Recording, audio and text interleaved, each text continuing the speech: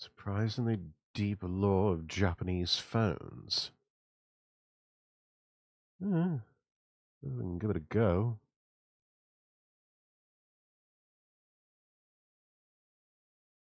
What else do we have? Yeah, let's just watch it. That's fine. Give this one a like. Japanese mobile phones are often referred to as Galapagos phones. This is because Japan exclusive phones have evolved to feature the same diversity and uniqueness as life on the Galapagos Islands. Really, Japanese phone culture is like nothing else in the world. She has so many plushies. And a Nintendo 64. I kind of have to admire that. So yeah, respect. The girl's kind of cute too. Just saying. There is a lot to it. That's why I'm making this video. So today on Sakura Stardust, we're going to be exploring the surprisingly deep lore of Japanese phones. Let's go! Portable phones started emerging as far back as 1973 with American company Motorola. This guy was just that, a portable phone, weighing 4.5 pounds. For comparison, the average iPhone only...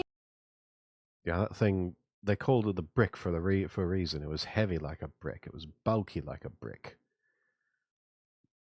It had extremely limited battery life.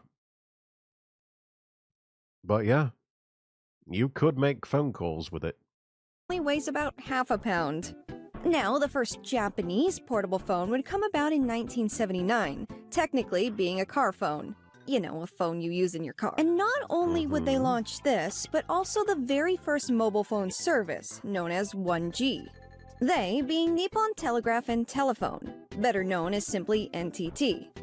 While this service was initially concentrated within the Tokyo metropolitan area, the first mobile phone service would come only 6 years later.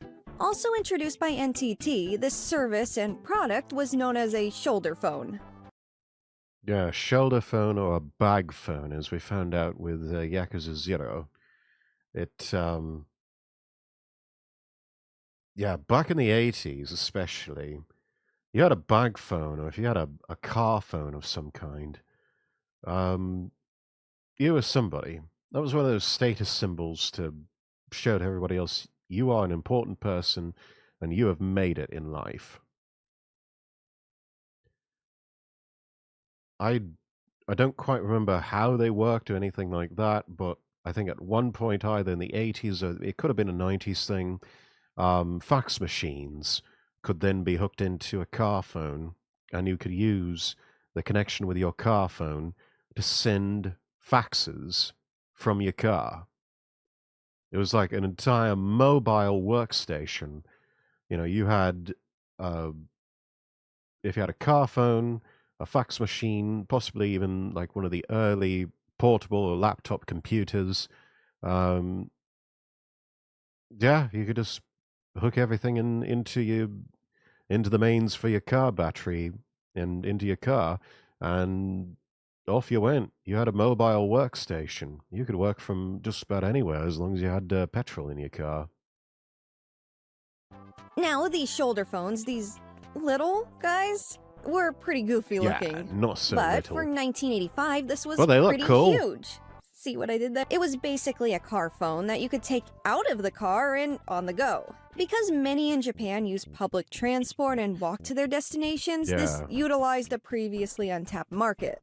And even then, they were trying to market mobile phones as a cute accessory, as seen in this photo right here, trying to appeal to trendy ladies. I mean, yeah, inelegant execution, but still. Fact of the matter was, this would eventually become the mobile. Well, this was the first mobile phone. It was mobile in every literal sense. It just wasn't miniaturized to have everything in the handset. Despite all of this, Japanese phone culture was already very much alive before mobile phones hit the market. While not a phone in itself, there was this little thing called a pocket bell, a line of pagers small enough to fit into your pocket. Now, Yeah, that's. I think some doctors still have these. Um, maybe. I don't know. They may have finally been discontinued, but they kept these even into the age of the smartphones. Uh, Pocket bells or pocket pages, for those of you who don't remember, um, they they used to be a thing where uh, someone would call a number that is keyed to that pocket pager, and they would leave their phone number, and they'd also call this a beeper because it would beep at you and probably even vibrate, and it would show the number that you need to call. I remember my dad, uh, back in the day, he used to have one, and he was always, roaming about. Didn't have a mobile telephone with him, but he did have a pocket pager.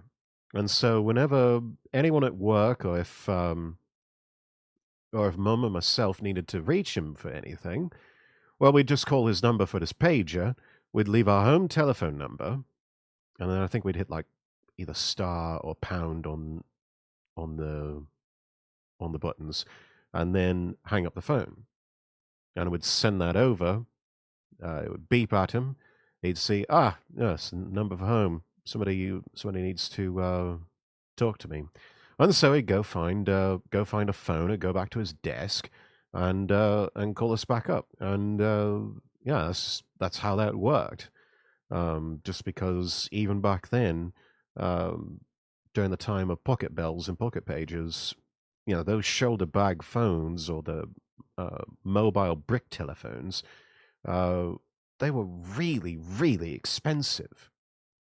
And so this was the cheaper alternative that, yeah, if someone needs to reach you right away, they can leave their number on your pocket pager, and then you can go find a public telephone or, go back to your house phone or to your desk phone or something like that and make a call and call them up and say, like, hey, you paged me. What's going on?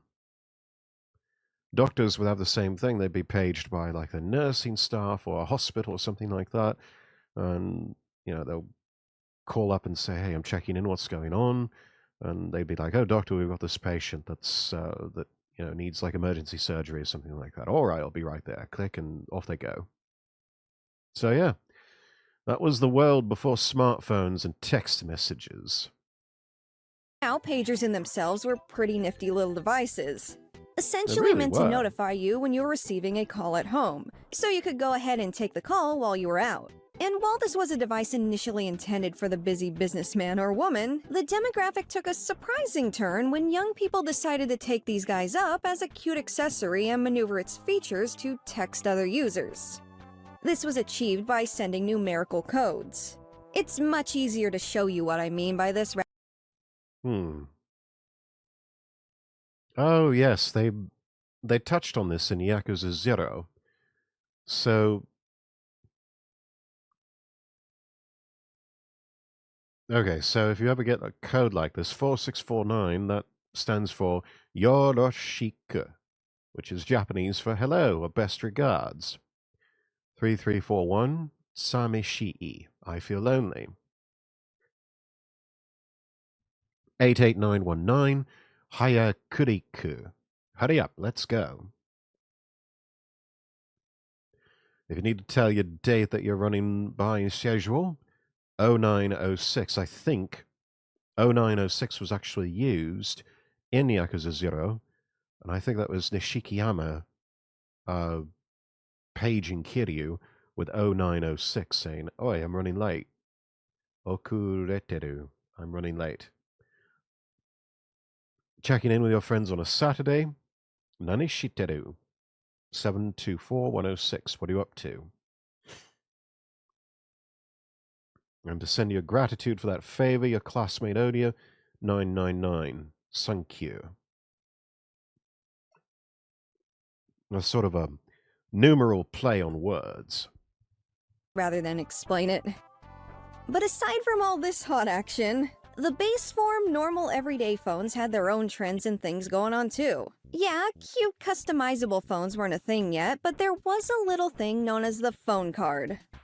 Oh, yes. テレホンカードがお得になりました。カードにかければ高い。ピッ、今度のカードはお得です。These were prepaid cards that were used in phone booths, usually with 50 to 100 minutes loaded onto them. With that said, people went through these little phone cards pretty quickly, and this added a collectible aspect to them. People often collected phone cards with cute designs or photos of their favorite idol. Phone cards. I have to wonder if there's still a market for collectible phone cards. I wonder if you could find any of those, like hobby shops or collectible shops somewhere in Japan. Might even be able to find some on eBay, I don't know. Cards were the cute, trendy thing to have back then, and the trend survived until the early 2000s.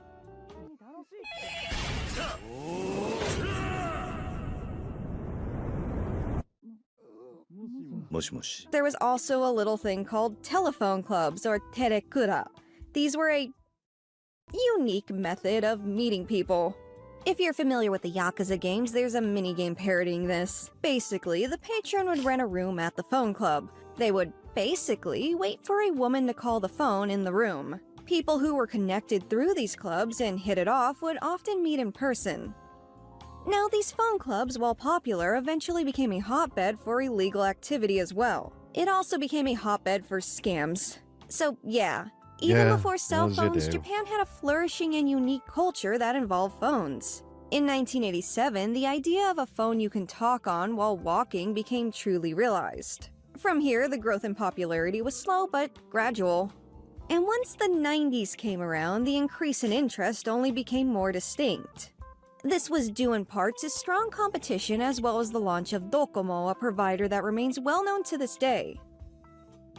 By this point, mobile phones were significantly decreasing in size also. And the 90s is when message-sending trends especially began to pick up.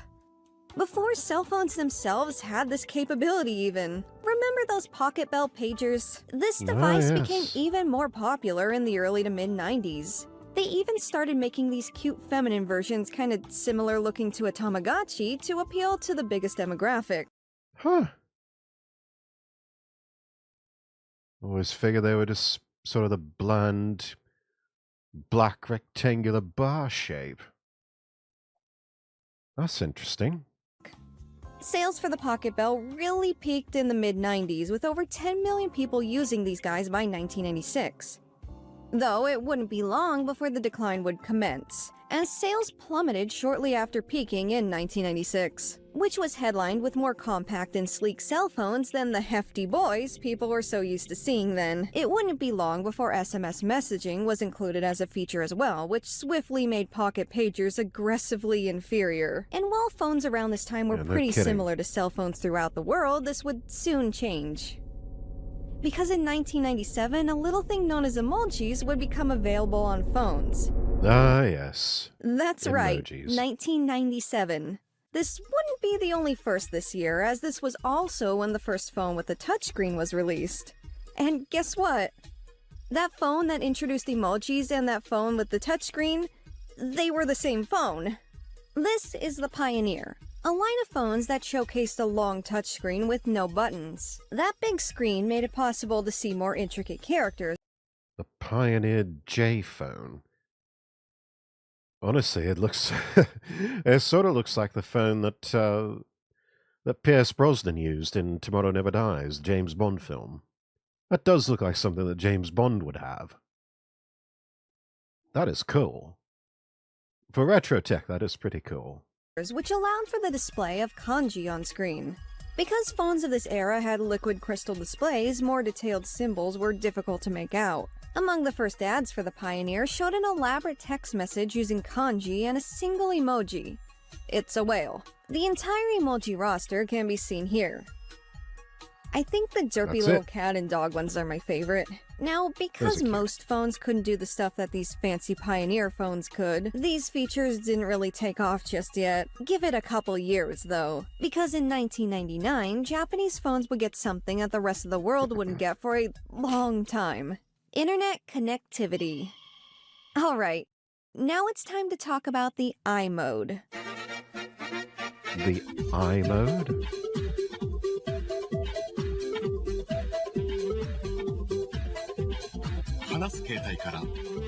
使う Cool 携帯へ commercial. 2月22日ドコモの携帯 i モード誕生 So yeah, internet on cell phones in 1999. Crazy, I know, but actually very much a thing. And if they thought having Berutomo was cool, the opportunity to talk to others online was especially cool and appealing. Decades later, there are a few other words used to describe talking to strangers online, though. And you know what else was just starting out around this time? The anonymous message board site known as 2chan or Nichan. Because 2chan is a simple text-based webpage, it ran particularly well on cell phones, and many 2chan users actually preferred accessing the boards on their phone at this time. The very first phone released with this iMode feature was this one, and it wasn't long after this that many other phones would come about, and even competitors to the iMode service. See, iMode was something only accessible to Docomo users. Soon, JPhone, which is called SoftBank today, would launch their J-Sky service that did the same neat internet stuff. And internet capability wasn't the only big innovation. As a matter of fact, we're only getting started. Because next, I bring you a little device known as... Let's have it. Ah, the flip phone. Love those. Behold the very first flip phone, which is not Japanese. Motorola got first again in this department, guys. The first innovative flip phone came in 1999 with this. This flip phone brought forward a lot of new stuff. While the color LCD screen was nice, this was also the first of what's called a camera phone. This isn't something that would take off elsewhere for a few more years. I actually remember a family member, someone who always got cool new tech stuff, showing me how a camera phone worked in like 2003. Possibly 2002? This was in America, by the way. This phone also included something called shameru, which is a combination of the word shashin, which is the Japanese word for photo, and then meru, which is mail. Now would be a good time to explain how text messages also evolved. So, if you're an anime enjoyer, you may have noticed characters Who asking for isn't? someone's email in order to text them. This is because text messaging is done through email addresses in Japan. While SMS messages were the That's standard mode of text transport for a bit, as that's how text messages are sent in the West and still kinda are, the introduction of iMode also introduced the use of messaging through email addresses, which allowed for more freedom and options when texting. At this point in time, with the launch of the camera flip phone, is when mobile phone culture in Japan really took off. That's because it was a blend of phone culture as well as photo-taking culture of this time.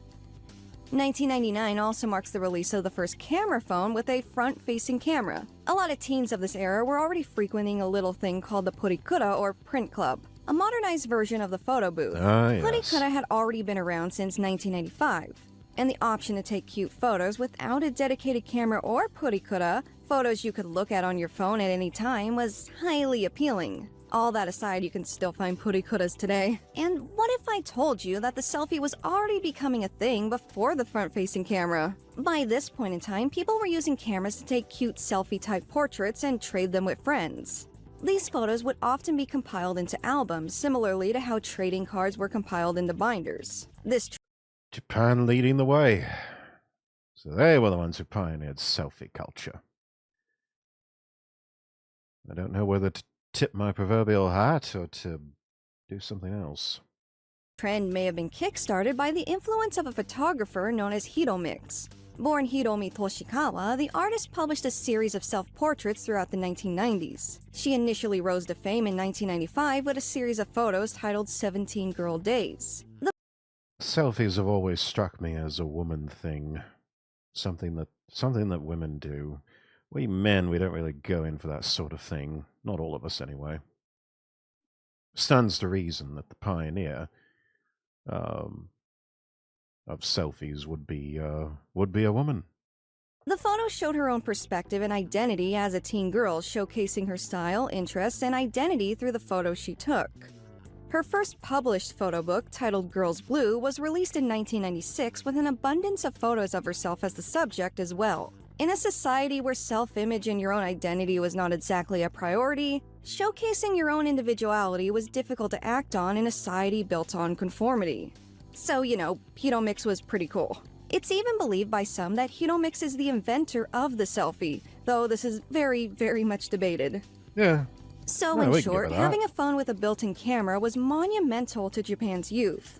Might not seem like much nowadays, but, back then it was huge. Prioritized above the internet capabilities by many. That shameru feature also became the new way to swap photos.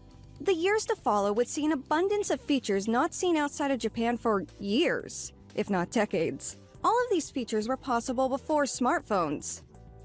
These included email, calendar and schedules, voice memos and audio recording, alarm clocks, stopwatches, video and music players, online video viewing, live TV. That's still a thing over in Japan. I was looking at when I was there in Tokyo. Both times I went into a place called Big Camera, Big Electronics Emporium, and they had these specialty flip phones that you could pull out an aerial antenna, but it wasn't for making calls. It was I had to have one of the staff explain to me. It's like, no, these types of phones, that aerial is actually used for watching live television. So if you've got, if you've paid a licensing fee or something like that, you can access NHK or TV Tokyo or any of the big name television channels and networks on your cell phone. You don't have to download an app or pay for any sort of service with an app. It's just you've paid your licensing fee. You get some sort of I think some sort of compact access card or something like that, and then you're able to watch live TV on your phone. I think it's rather cool. Live stream viewing, mobile games, internet messenger, GPS maps and navigation, QR codes, and anti-theft features. These would all become cool, accessible features as the years went on. What I find especially impressive is mobile payment. In America, Apple Pay has just now become commonplace. I mean, you can't just rely on your phone. You still need to have the card itself on hand as backup and even some cash to be safe. But in Japan, mobile payments were implemented much, much earlier. I'll give you guys a chance to guess just how much earlier. I'll wait a few seconds. Well, 2004. 2 full decades ago. NFC My payment God. methods 2 full decades before we finally saw in the United States and in Europe and elsewhere contactless payments like that.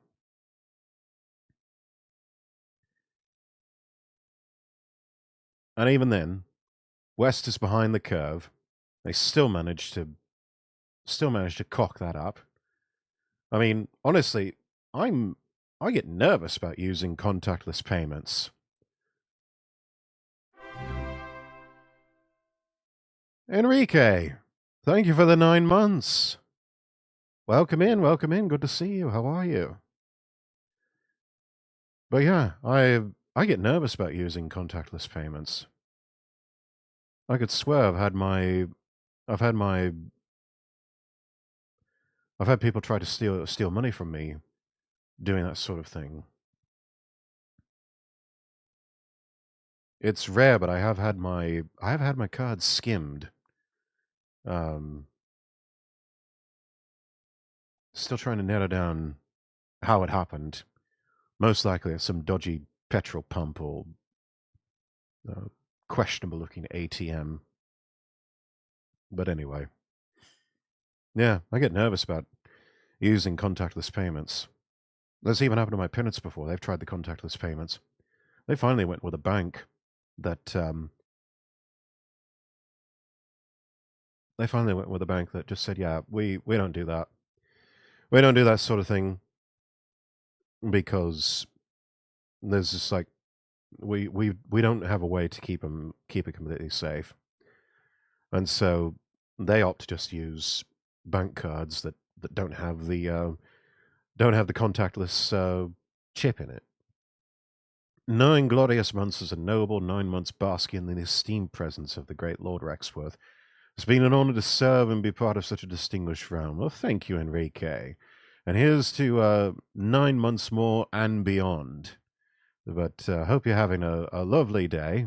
Hope you're having a lovely day and a great weekend. And yeah, don't mind us. We're just looking at the surprisingly deep lore of Japanese phones here, and shocking, but also not shocking.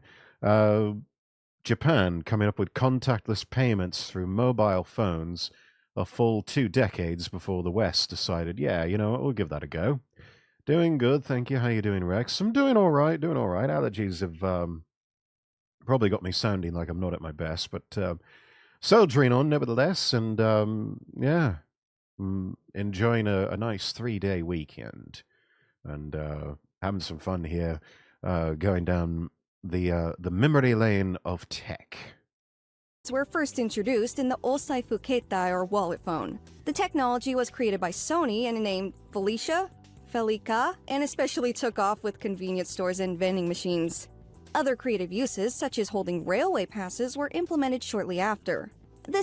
That's the big thing these days, is they will hold your rail pass, like your Suica or Passmo card. And Suica and Passmo, those are used just about everywhere in the Tokyo area.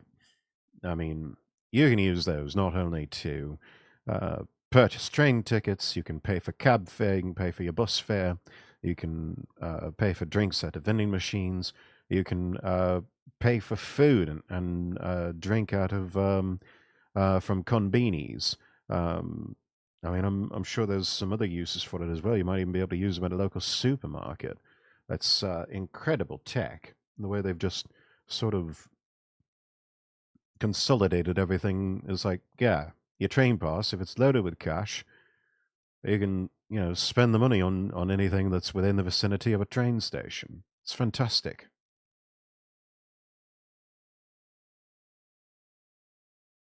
Galapagos syndrome at this point was fully observed in Japan's mobile phone market. Features that may have been short-lived and seen as gimmicky elsewhere just kinda cool. worked in Japan.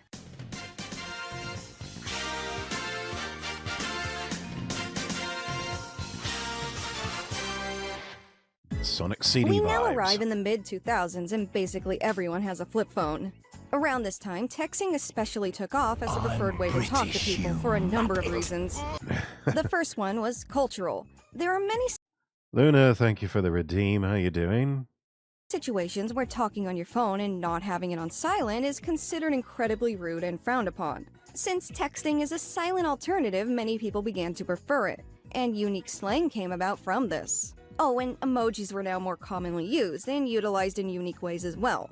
In 1999, a series of 176 initial emoji were introduced, more detailed than what was seen on the Pioneer in 1997. Hi, Rex. Hello, Luna. Good to see you. How you doing?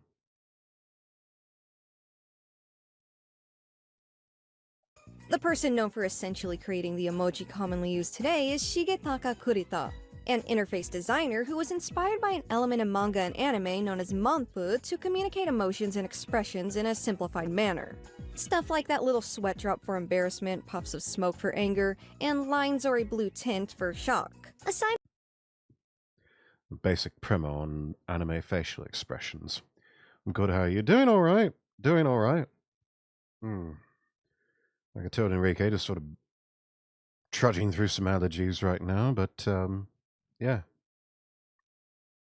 from these more direct ones, emojis began to see creative uses the designers had not anticipated as well. They were used in some pretty unique ways. For example, when wishing someone Happy New Year, the emoji for the Libra astrological sign may be included. It has nothing to do with Libras or the Libra season, which is during the fall. Rather, it's used because it looks like a New Year's mochi. These silly little faces were used frequently as well, known as kaomoji.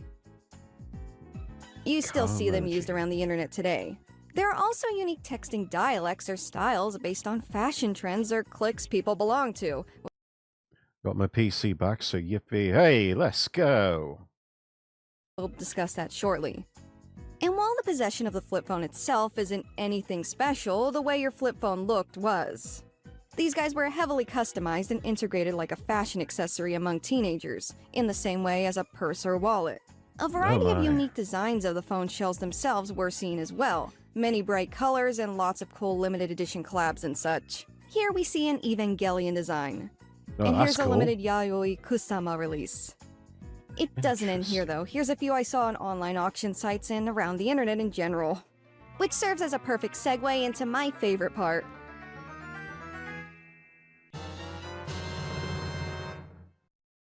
Yeah, Japanese flip phones can do a lot of cool stuff, but the actual fashion trends that emerge as a result of them are the real meat and potatoes here. While Japanese that is fashion so trends much themselves, bling. particularly That is so much bling.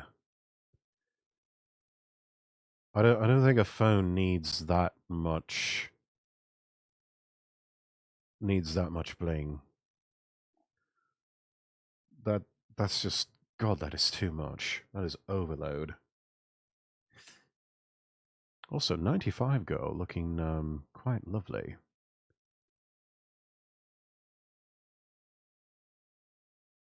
I mean, can I get a few amens in chat here, lads?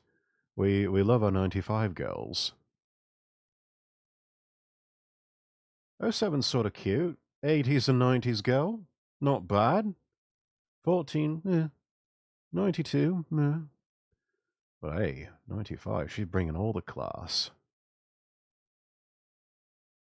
street fashion is a video topic I'll tackle later on. Right now we're honing in on fashion trends that especially utilize flip phone customization.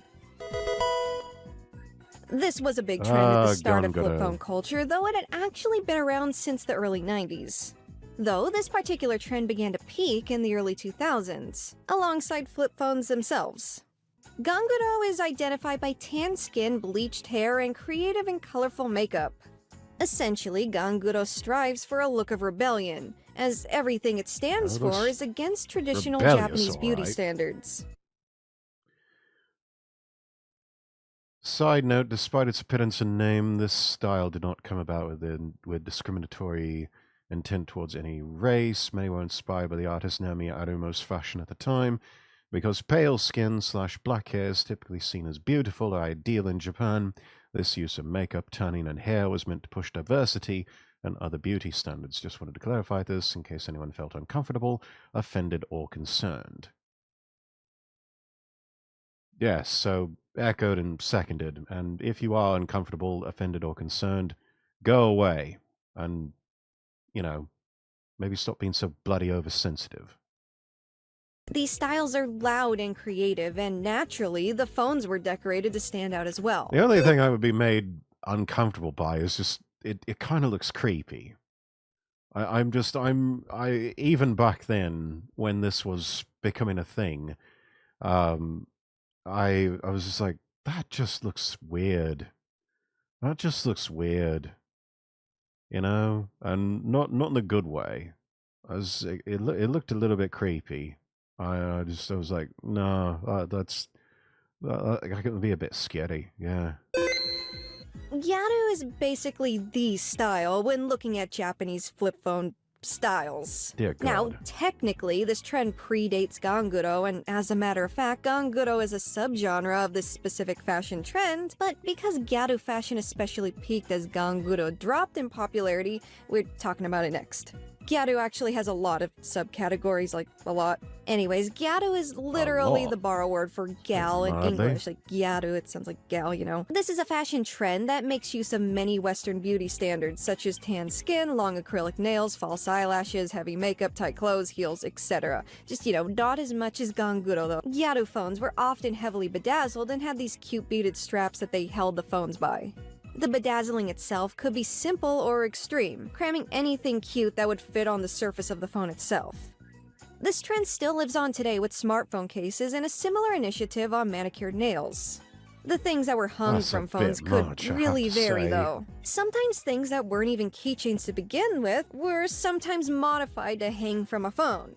Not only do Gyaru dress a certain way, but they also text a certain way, referred to as Gyaru moji.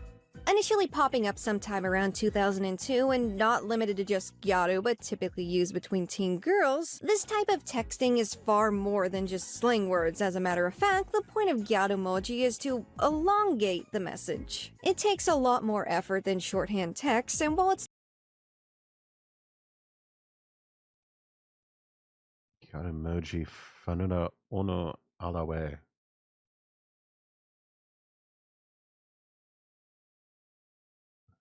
Huh. it's not a literal different language or anything like that, it does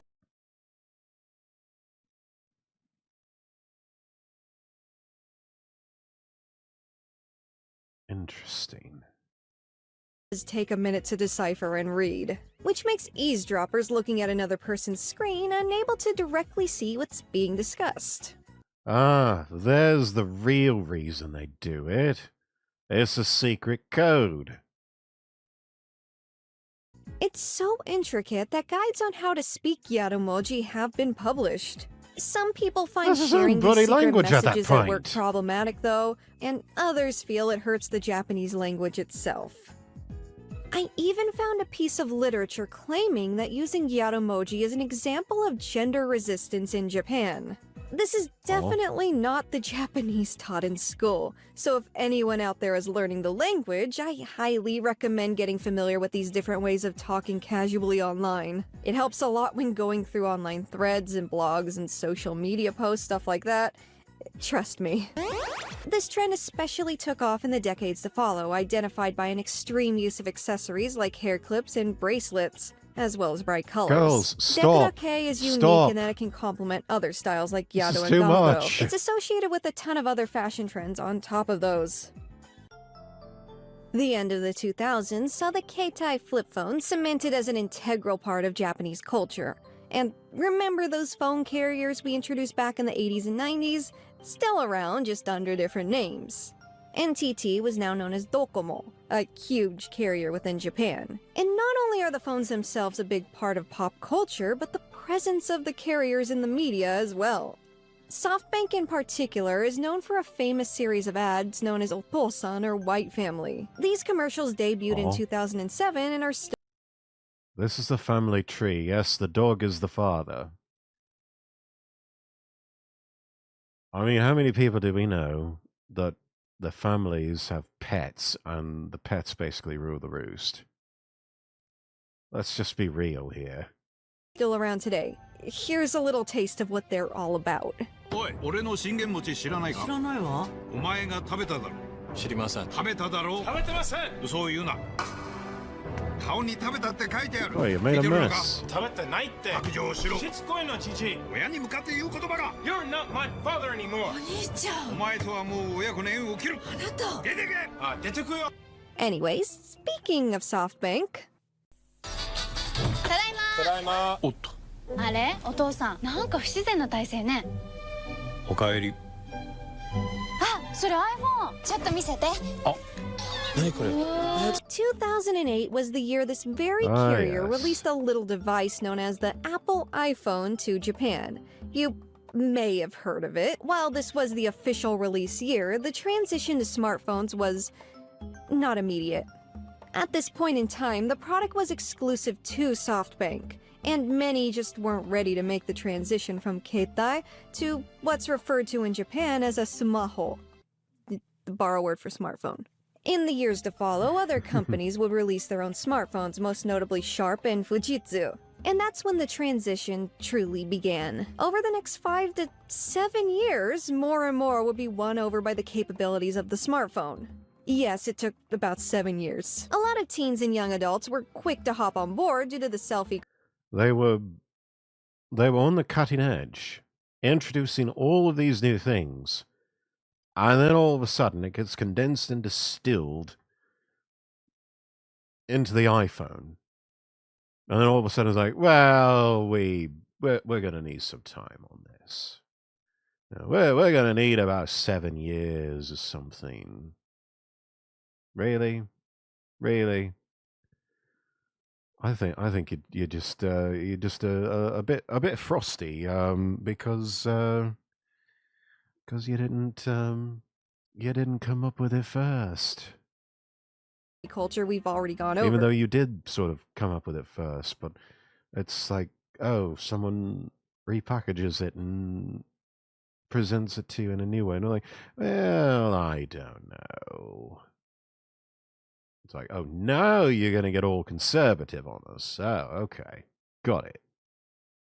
Many apps on smartphones were capable of doing similar filter effects that Purikura could. Many adults just didn't see smartphones as practical, though. Many people still preferred Keitai because the smartphones appeared flimsy and gimmicky. The busy salary workers still preferred something that Well, could they were, easily sort withstand a of. fall and last days without needing to be charged. And let's be real, they're way more budget-friendly when it comes to billing and plans.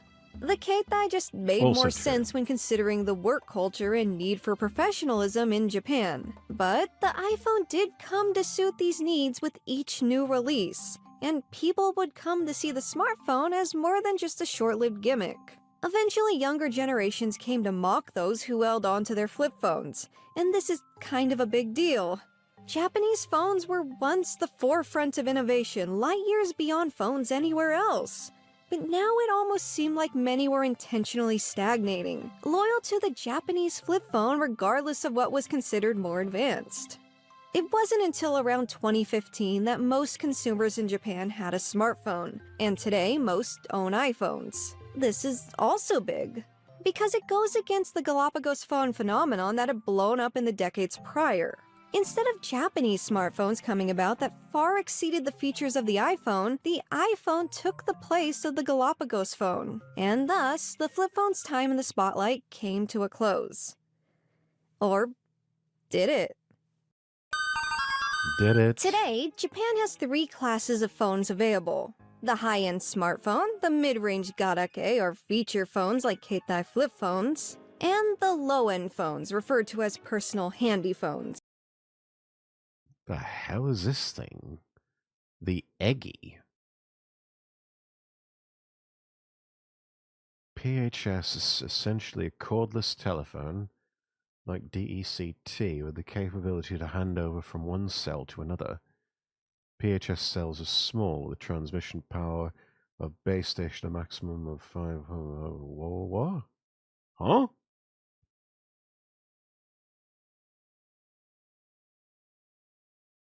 I don't even know what the hell this is. Is this supposed to be a phone? This is so weird. I would love to play with this and just figure out how it all works. But this is, yeah, They're basically just phones. personal handy phone system. A low-powered wireless phone technology developed in Japan. Cordless telephone, like, oh, okay. Oh, interesting. Now, many in Japan are among the older generations, with just about 30% of the population being over 65. And many in the older generation still prefer Keitai, now known as Garake, over smartphones. Old people But hate they change. don't make up the entirety of Keitai users today.